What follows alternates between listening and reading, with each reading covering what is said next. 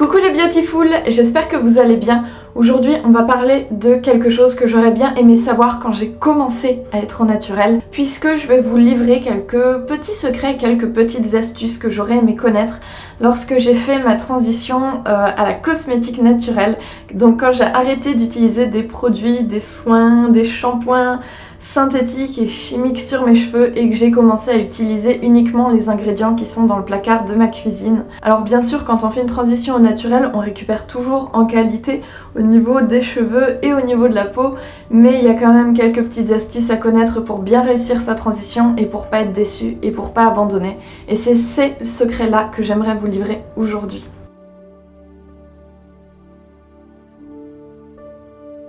Donc la toute première chose que j'aimerais vous dire, c'est au sujet des cheveux. Parce qu'en fait, quand on change de shampoing, quand on prend un shampoing naturel et non un shampoing synthétique et chimique, eh ben on se retrouve avec tout un tas de produits en moins dans le shampoing qui ne sont pas du tout nécessaires à la santé du cheveu mais qui font office de maquillage, donc comme tout ce qui est silicone, les sulfates, les parabènes, les machins, les bidules, enfin bon bref, tous ces ingrédients qui sont problématiques à la fois pour notre santé, à la fois pour l'environnement et qui sont pas du tout nécessaires, on ne les retrouve bien entendu pas dans un shampoing naturel.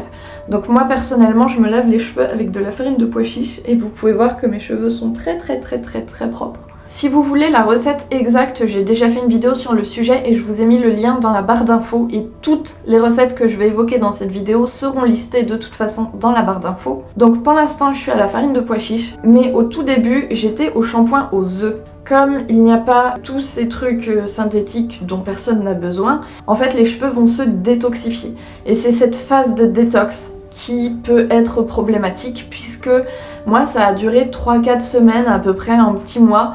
Il faut savoir que la toute première fois que j'ai utilisé un shampoing naturel, mes cheveux sont devenus hyper secs. Ensuite la deuxième semaine ils étaient poisseux, la troisième semaine ils étaient poisseux, alors là j'ai commencé à me poser quelques questions et la quatrième semaine enfin c'est passé. Je sais que ça peut être très décourageant, c'est pas forcément évident, surtout quand on a un travail qui nous oblige à avoir une coiffure et des cheveux absolument parfaits. Il y a aussi des produits qui existent pour détoxifier vos cheveux et si vous voulez une vidéo sur le sujet, bien entendu je peux la faire. N'hésitez pas à laisser un commentaire. Ce qu'il faut surtout que vous gardiez en tête, c'est que c'est une phase transitoire, ça ne dure pas et c'est pas parce que vous galérez un petit peu à utiliser les shampoings naturels au début que ça ne fonctionnera pas pour vous. Des cheveux c'est des cheveux, tous les cheveux peuvent être lavés naturellement. Si vous utilisez les bons produits et que vous persévérez, vous allez voir que vos cheveux vont passer cette phase de transition qui est un petit peu délicate et ensuite ils vont devenir vraiment hyper beaux, hyper doux, hyper brillants, hyper tout ce que vous voulez et devenir aussi hyper simple au niveau de l'entretien.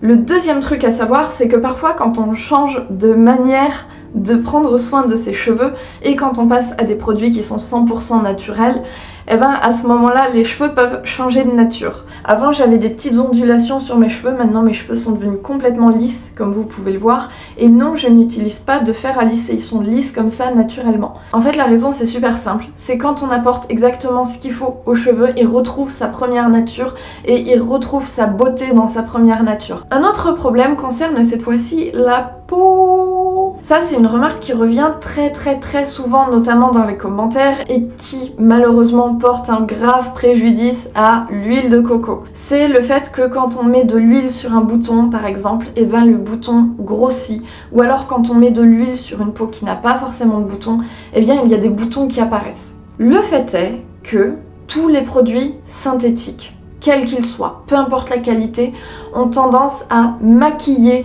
et à camoufler et à cacher les imperfections, les boutons et les choses comme ça. Quand on passe aux produits naturels, on réapporte à la peau les éléments dont elle a réellement besoin. Et du coup, quand on lui apporte ce qu'il faut, elle va se remettre à fonctionner. Le truc, c'est que la peau, c'est le plus grand organe de filtration du corps. Donc si on empêche un organe de filtration de faire son travail, et bien forcément il ne va plus filtrer et il va accumuler les déchets.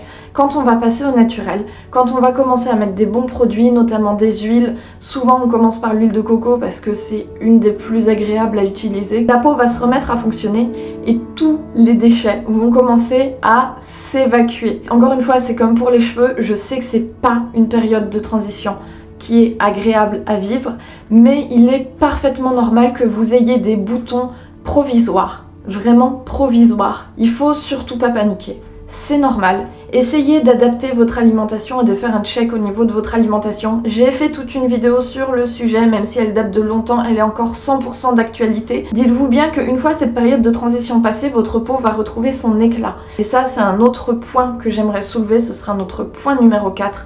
L'alimentation, c'est la base d'une belle peau.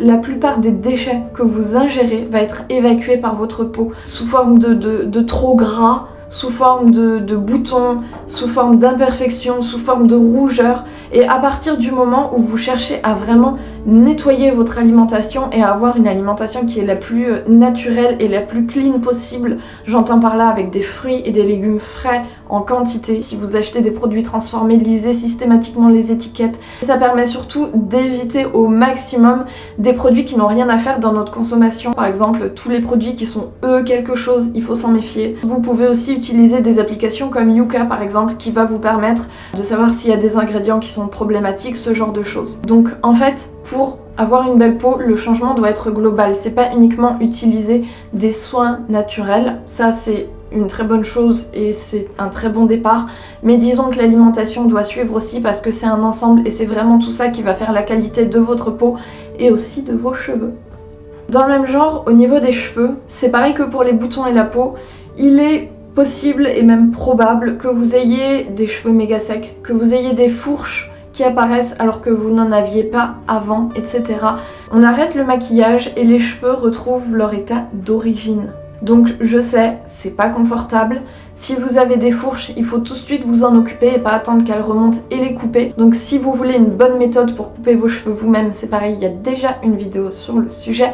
Et ensuite, le mot d'ordre c'est soin, soin, soin, soin, soin. Adapté à vos cheveux pour pouvoir leur permettre de récupérer leur santé. Et là, ce sera durable surtout. Ensuite, une question qui revient souvent, c'est que quand on commence à utiliser des produits naturels, on ne peut pas faire la même consommation, ou devrais-je dire plutôt surconsommation de produits que quand on utilise des soins synthétiques. Je m'explique. C'est un petit peu comme de vouloir faire un caddie de supermarché mais dans un magasin bio.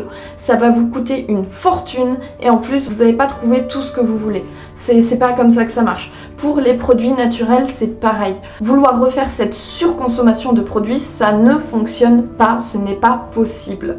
Alors, que ce soit pour vos cheveux ou pour votre peau, essayez de sélectionner au maximum, je dis bien au maximum, 3-4 produits que vous pensez que vos cheveux et votre peau ont besoin, incluant les produits nettoyants. Les besoins basiques, que ce soit la peau ou les cheveux, c'est toujours un produit nettoyant, un produit hydratant, un produit nourrissant et un éventuel produit de soins, soit un antipelliculaire par exemple, comme du thé vert, ça fonctionne très bien, soit un produit tonifiant par exemple pour la peau, comme du thé vert, ça fonctionne très bien aussi. Soit un produit gainant pour les cheveux par exemple, comme la lotion à l'hibiscus par exemple. Ça c'est pareil, le lien est dans la barre d'infos. Il y a énormément de possibilités en fonction de vos besoins. Avec quelques produits simples, basiques, que tout le monde a dans sa cuisine, normalement vous avez votre routine de base. Ensuite c'est à vous de l'adapter, de voir si vous voulez tester des nouvelles choses, etc.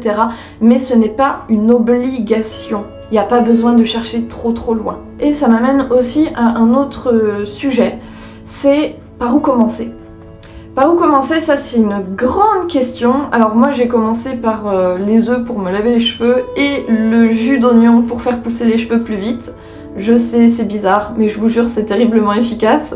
Si vous ne voulez pas commencer par ça, et je comprendrai tout à fait, j'ai fait une vidéo sur les 4 indispensables en cosmétique naturelle. Donc c'est des produits qui sont vegan, qui sont pas chers, qui sont faciles à trouver, faciles à conserver, etc., etc. Et ensuite, vous avez des produits que vous pourrez utiliser en complément, mais qui sont loin d'être indispensables pour pouvoir agrémenter votre cosmétique naturelle et pour pouvoir la diversifier un petit peu. Ce mois-ci, en fait, ça fait très exactement 8 ans que j'utilise des produits de cosmétique naturelle et du coup j'ai eu le temps de dégrossir un petit peu le terrain pour vous. Vous n'avez même pas besoin de vous creuser la tête. Alors ensuite, ça c'est un truc que j'aurais bien aimé savoir aussi au moment où j'ai commencé. c'est que on est tous différents, on a tous des besoins différents, on a tous une alimentation différente. Et du coup, un truc que j'aurais bien aimé savoir, c'est que tous les produits ne conviennent pas à tout le monde. Quand j'ai commencé la cosmétique naturelle, en fait, j'étais végétarienne. Du coup, j'utilisais encore tout ce qui était les œufs, le miel, les produits laitiers, etc. Et notamment avec le miel, les gens disaient que c'était génial pour les cheveux, que c'était trop bien, ça rendait les cheveux super doux. Moi, ça m'a toujours laissé les cheveux complètement cartonneux et c'était une horreur. La vérité, ce n'est pas que j'avais un problème, et si certains produits ne vous conviennent pas, ce n'est pas que vous avez un problème. C'est comme les vêtements, sur certaines personnes tel vêtement ça va être magnifique et sur d'autres ça va être hyper moche, et c'est normal. On n'est pas tous égaux parce qu'on n'a tout simplement pas les mêmes besoins en termes de nutrition, d'hydratation, etc., etc. Du coup ça fait qu'on n'aura pas les mêmes effets avec les mêmes produits. Donc même si certaines personnes disent que tel produit est génial, machin machin, si vous ça ne vous convient pas, et ben écoutez-vous tout simplement, faites-vous confiance.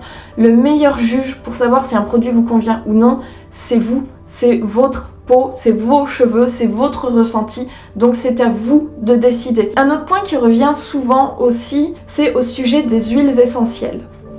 Les huiles essentielles, c'est vraiment le plus concentré de plantes que ce qu'on peut avoir. En 2011, c'était vraiment le genre de produit le plus naturel en tout cas qui était le plus répandu. Et en fait moi je voulais pas utiliser les huiles essentielles parce que déjà d'une, ça coûtait cher, mine de rien. De deux, il fallait une huile essentielle pour chaque truc et des fois il fallait des cocktails d'huile essentielle pas possible. Il y a tout un tas de contre-indications aux huiles essentielles selon les problèmes de santé que vous avez, que vous pouvez avoir éventuellement, enfin bon bref.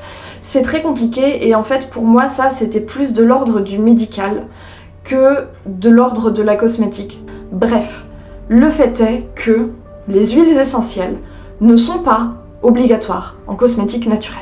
Un autre truc que j'aurais bien aimé savoir dès le début, parce que pour ça j'ai beaucoup tâtonné et beaucoup cherché, c'est où trouver les produits de cosmétiques naturels de qualité. Personnellement, je pars toujours de deux grands principes pour choisir mes produits. D'une part, je regarde toujours la liste d'ingrédients, ou la liste INSI si vous êtes au rayon cosmétique. Si, dans la liste, pour une quelconque raison, il y a un produit que je ne connais pas, dans le sens où je ne sais pas de quelle plante il vient, par exemple, je sais pas moi, PEG4, ça vient de quelle plante, ça vient d'où, ça pousse où, quel type de sol, quel continent. Et si il se trouve qu'avec une toute petite recherche internet via mon téléphone, je me rends compte que ce n'est pas un produit qui est naturel, je ne vais pas l'utiliser. Donc pour savoir où trouver des produits, c'est très simple, rendez-vous dans les rayons alimentaires de votre magasin. N'hésitez pas à demander à des vendeurs où se trouvent les produits.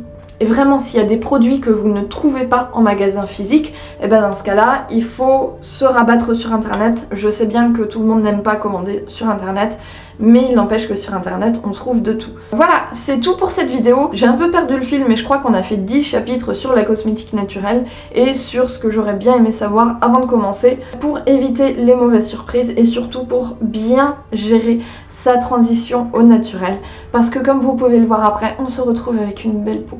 On se retrouve avec de beaux cheveux qui sont brillants, qui sont doux, et ceux de la racine à la pointe.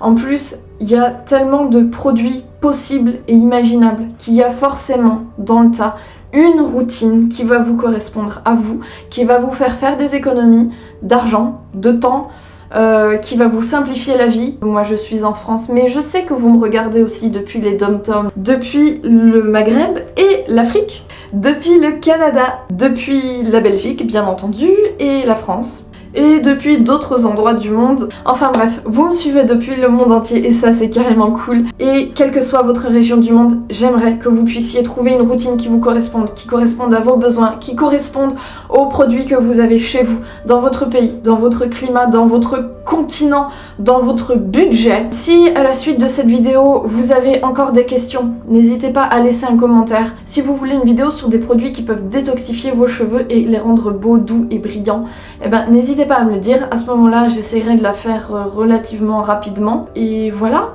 En attendant, moi je vous dis à très bientôt dans la prochaine vidéo.